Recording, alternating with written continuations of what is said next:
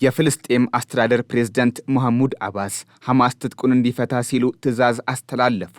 መሐሙድ አባስ ታጣቂ ቡድኑ ሐማስ የታጠቃቸውን የጦር መሳሪያዎች እንዲያወርድና ጋዛን ለፍልስጤም አስተዳደር እንዲያስረክብ ነው ያሳሰቡት። ይህም የፍልስጤም አስተዳደር በቀጠናው ሰላም እንዲወርድ የሚኖረውን ሚና ለማመላከት የተደረገ እንደሆነም ታውቋል። ፕሬዝዳንት መሐሙድ አባስ ሁለቱም ተዋጊዎች ማለትም እስራኤልና ሐማስ ጦርነቱን እንዲያቆሙ በተለይም እስራኤል የያዘችውን ጥቃት እንድታረግብ ሲወተውቱ ነበር። ፕሬዝዳንቱ የኦክቶበር 7ቱን የሐማስ ጥቃት በጽኑ አውግዘዋል። ሐማስንም ኮንነዋል። እስራኤል 50,000 ሰዎችን ለመግደሏም ምክንያት ሆኖላታል ሲሉም ተደምጠዋል። እንደ መሐሙድ አባስ ንግግር ሐማስ በማወቅም ይሁን ባለማወቅ እስራኤል በቀጠናው ወረራ እንድታደርግ ወንጀልም እንድትፈጽም አድርጓታል። 59 ታጋቾችን ሐማስ አሁንም እንዳለቀቃቸው ያነሱት መሐሙድ አባስ አስተዳደራቸው 4 ነገሮችን ለመከወን ማቀዱን ይፋ አድርገዋል። አንደኛው የጋዛ ጦርነት እንዲቆም ማድረግ፣ 2 የሰርጡ መተላለፊያዎችን ማስከፈት፣ ነዋሪዎች እንዳይፈናቀሉና እስራኤል በአስተዳደሩ ያደረገች ያለችውን ወረራ በዓለም አቀፉ ሕግ መሰረት ማስቆም ነው ብለዋል። ሐማስን በጸያፍ ቃል የገለጹት መሐሙድ አባስ እስራኤል በጋዛ የዘር ፍጅት እንድታደርግ ደንበኛ ዕድል ሰጥቷታል ሲሉ፣ እስራኤል በበኩሏ ሐማስ ላይ ያነጣጠረ ጥቃት እንጂ በንጹሃን ላይ ያደረግኩት ጥቃት የዘር ፍጅትም የለም የምትል ናት። አባስ በንግግራቸው ሐማስ በእጁ አንድም የጦር መሳሪያ እንዳይኖር ኃላፊነቱን ሙሉ በሙሉ አሳልፎ እንዲሰጥ፣ ራሱን ወደ ፖለቲካ ፓርቲነት እንዲያሸጋግር ግድ ነው ሲሉ በራማላህ በመገኘት አሳስበዋል። ሐማስ የያዛቸውን እስራኤላዊ ታጋቾች በሙሉ እንዲለቅም አባስ ጠይቀዋል። ሐማስ ያዘውን የጋዛ ሰርጥ መልቀቁ ግድ ነው። የታጠቃቸውን መሳሪያዎች ማስረከብ አለበት። የያዛቸውን ታጋቾችም በቶሎ መልቀቅ አለበት። 59 ታጋቾች በእጁ ይገኛሉ። ከጥቅምት 7 ጀምሮ ጦርነት እንዲቆም ስንጮ ነበር። ሰሚ ግን አላገኘንም። ለሐማስ ጦርነት ደስታው ነው። እስራኤሉ ጠቅላይ ሚኒስትር ኔታንያሁ ደግሞ በስልጣን እንዲቆዩ አስችላቸዋል። ይህ ሁሉ ሐማስ የፈጠረው ነው። እንደ ሄዝቦላህ ሐማስ አስተዳደሩንም ይሁን ሁሉን ነገር ለመንግስት ማስረከብ መቻል አለበት። ይህ ታዲያ እስራኤልም ትሁን አሜሪካ ለበርካታ ወራት ሲናገሩት የነበረና ሐማስ ችላ ሲለው የቆየ ነው። መሐሙድ አባስ ያሲር አረፋት ማለፋቸውን ተከትሎ የአስተዳደሩ ፕሬዝዳንት የሆኑና ጋዛ ከእጃቸው የወጣችባቸው መሪ ናቸው። የቢቢሲው ጸሐፊ ሴባስቲያን አሸር እንደሚለው የመሐሙድ አባስ የትላንትናው ንግግር ጦርነት ከጀመረ ወዲህ ከባድ ኃይለ ቃል የተሞላበትና ጠንካራ ነው ብሎታል።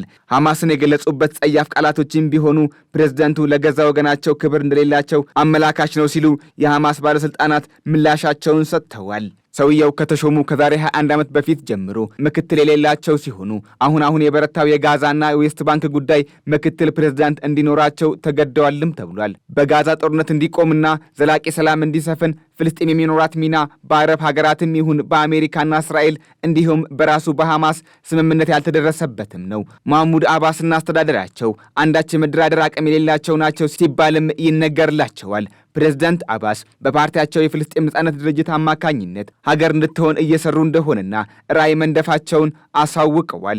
በመሆኑም በቀጠና የሚንቀሳቀሱ ሁሉም ኃይሎች ወደ ፍልስጤም ነጻነት ድርጅት እንዲቀላቀሉ አሳስበዋል። ፍልስጤም መደበኛ የሀገርነት ዕውቅና ያላገኘችና በተባበሩት መንግስታትም ቢሆን ከታዛቢነት በስተቀር አንዳች ሚና የሌላት ከሀገርነት ይልቅ አስተዳደር በመባል የምትጠራ ናት። ሐማስ በፍልስጤም የሀገርነት ውጥን ላይ ቀዝቃዛ ውሃ እንዲቸለስ የሚያደርግ ወታደራዊ ቡድን እንደሆነና የፍልስጤም ጉዳይ በቅጡ እንዳይታይ ያደረገ ነው በሚል እንደተወቀሰም ፍሪ ፕሬስ በተባለው መጽሔት ላይ ሰፍሯል። ሆኖም ሐማስ ይህንን በመሐሙድ አባስ የቀረበበትን ውንጀላ አጣጥሎታል። የፍልስጤም አስተዳደር የመደራደር አቅሙ አነስተኛ ከመሆኑም በተጨማሪ ከአሜሪካና ከአውሮፓ መንግስታት ጋር የተለሳለሰ ግንኙነት አለው ሲባልም ነፍጥ ባነገበው ሐማስ የሚተች ነው።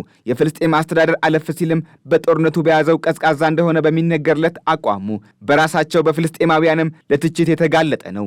የ89 ዓመቱ መሐሙድ አባስ ሐማስ ባለበት ሁኔታ እስከቆየ ድረስ ጋዛውያን ከእስራኤል ድብደባ አይድኑም፣ ፍልስጤምም ሉዓላዊ ሀገር መሆኗ የማይታሰብ ነው ብለው የሚያምኑ ናቸው። ሐማስ በራሱ ጋዛን ለመሐሙድ አባስ መስጠት የአህያ ባል ከጅብ አያስጥል እንዲሉ ጋዛውያንን ሊታደጋቸው አይችልም ሲል ይደመጣል። እስራኤልም ብትሆን ለፍልስጤም ተላልፋ የምትሰጥ ጋዛ እንደማትኖርና አስተዳደሩ በዌስት ባንክ ያለውን ሚና ውስን ነው ስትል ትሰማለች። ሐማስ የራሱን ክልል ከመሰረተ ከፈረንጆቹ 2007 ወዲህ ዌስት ባንክ ከፊሉ በጋዛ ከፊሉ ደግሞ በፍልስጤም የሚተዳደር ነው። ይህችው ከ2 ሚሊዮን በላይ ሰዎች የሚኖሩባት ጋዛ ከ18 ዓመታት በፊት በፍልስጤም አስተዳደር ስር የነበረችም ናት። በእስራኤል የተቀነባበረ ጦር በቴህራን የተገደሉት ኢስማኤል ሐኒያ ጋዛን ከፍልስጤም አስተዳደር ያስገነጠሉና የመጀመሪያው የጋዛ መሪ እንደነበሩ ሮይተርስ አስታውሶታል። የመሐሙድ አባስ አስተዳደርና ሐማስ በትንሹ 2 አስርተ ዓመታትን የተሻገረ ልዩነት ውስጥ የገቡ ናቸው። በሁለቱ አካባቢ የሚኖሩ ዜጎች እምብዛም የማንነት ልዩነት ያላቸው እንዳልሆነም ይነገርላቸዋል። በእርግጥ በጋዛ የሚኖሩ ፍልስጤማውያን ወደ ግብፅ ያደላ ዘዬ ያላቸው ካልሆነ በስተቀር በቋንቋም ይሁን በባህል ጋዛውያን ከዌስት ባንክም ይሁን ከራማላ የተለየ አይደሉም። ነገር ግን በአስተዳደርና በርዕዮተ ዓለም ደረጃ የሁለቱ አካባቢ መሪዎች የተለያየ አጽናፍ ያላቸው ናቸው። ሐማስ ጠንከር ያለ ሃይማኖታዊ ርዕዮተ ዓለም ሲከተል፣ የፍልስጤም አስተዳደር ለዘብተኛ የሆነ መንገድ የሚከተል እንደሆነም እንዲሁ የሚነገር ነው። መሐሙድ አባስ የቀጠናው ታጣቂዎችም ይሁን ሌሎች ሀገሮች እስራኤልን በሚፈርጁበት አግባብ እንዲኮንኑ የሚጠበቁ ናቸው።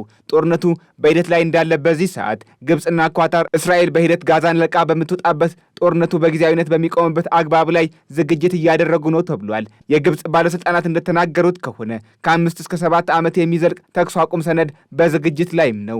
ይህም ጋዛ በፍልስጤም ይሁን በሐማስ የማይተዳደር ይልቁንም በልሂቃን የምትመራ ጋዛ እንድትፈጠር የሚያስችል ነውም ተብሏል። ይህንን የግብፅ ረቂቅ ዕቅድ ሐማስ በበጎ እንደሚመለከተውም ገልጿል። ቡድኑ አሜሪካ የሌለችበት ይልቁንም ሩሲያ፣ ቻይና፣ ቱርክና የጸጥታው ምክር ቤት ዋስትና እንዲሆኑትም ጠይቋል። ሐማስ ምዕራባውያንን አንዳቸውንም በዋስትና ሰጪነት አልዘረዘራቸውም። ባለፈው በወርሃ ጥር ተደርጎ የነበረው የተኩስ አቁም ስምምነት የተወሰነ ፋታ ያመጣ ቢሆንም ታጋቾች ጨርሶ አልተለቀቁም። ጦርነቱም እንደቀጠለ ነው። የምግብና ሌሎች ቁሳቁሶችን ማመላለሻ መስመሮች ተዘግተዋል። እንደዚህም ሆኖ የእስራኤል የገንዘብ ሚኒስትር ስሞትሪች አሁንም በእስራኤል ድርጊት የረኩ አልሆኑም። ጠቅላይ ሚኒስትር ቤንያሚን ኔታንያሁ 2 አማራጮች ብቻ አሏቸው ሲሉም ተደምጠዋል። የፋይናንስ ሚኒስትሩ ስሞትሪች ብሔርተኛ እስራኤላዊ እንዲሁም አክራሪ ጽዮናዊ እንደሆኑ የሚነገርላቸው ናቸው። ስሞትሪች አለፍ ሲልም እስራኤል ጋዛ እንድትቆጣጠር ጊዜያዊ ወታደራዊ አስተዳደርም እንድታቋቁም አብዝተው የሚናገሩ ሰው ናቸው። አንድም የጋዛን ጦርነት እስራኤል ድል በምታደርግበት መንገድ መጨረስ፣ ካልሆነም ደግሞ የኔታንያሁ መንግስት ስልጣኑን ማስረከብና ኃላፊነት መውሰድ አለበት በማለትም እንዲሁ ሲናገሩ ተደምጠዋል ሲል ዘ ታይምስ ኦፍ ኢዝራኤል ዘግቦታል። ይህ አስተሳሰብ ግን ኳታርና ግብፅ ካሰቡት የጋዛ ዕጣ ፈንታ በእጅጉ የሚለይም ነው። በዚህ ጉዳይ ላይ ታዲያ የእስራኤል ባለስልጣናት ምንም የተናገሩት እንደሌለ መረጃዎች ጠቋሚ ናቸው። ባለስልጣናቱ ይህንን አስመልክተው ምንም ባይናገሩም በሁለተኛው ዓለም ጦርነት የደረሰባቸውን እልቂት አስበው በመዋል ላይ እንደሆኑም እንዲሁ ተዘግቧል። ቀኑ ከሀገራቸው የተሰደዱ እስራኤላውያን እልፍ ዓመታትን በግዞት በነበሩበት በተለይም በሆላንድ ኦሽዊትስ የደረሰባቸውን የመዓት ጊዜ የሚያስታውስ እንደሆነም ተነግሯል። በዚህ ኦሽዊትስ በተባለው የግድያ ጣቢያ በድምሩ 1.1 ሚሊዮን ገደማ አይሁዳውያን በእሳትና በፈንጅ ለእልቂት ተዳርገዋል። ቀኑን በተመሳሳይ በማሰብ ላይ ያሉት የፖላንዱ ጠቅላይ ሚኒስትር አንድሬስ ዱዳ ኦሽዊትስ በተለይም ለአውሮፓና ለመካከለኛው ምስራቅ ጦርነት ትምህርት የሚወሰድበት ምልክት ነው ማለታቸውንም የእስራኤል መገናኛ ብዙሃን በዛሬው ዕለት ዘግበውታል።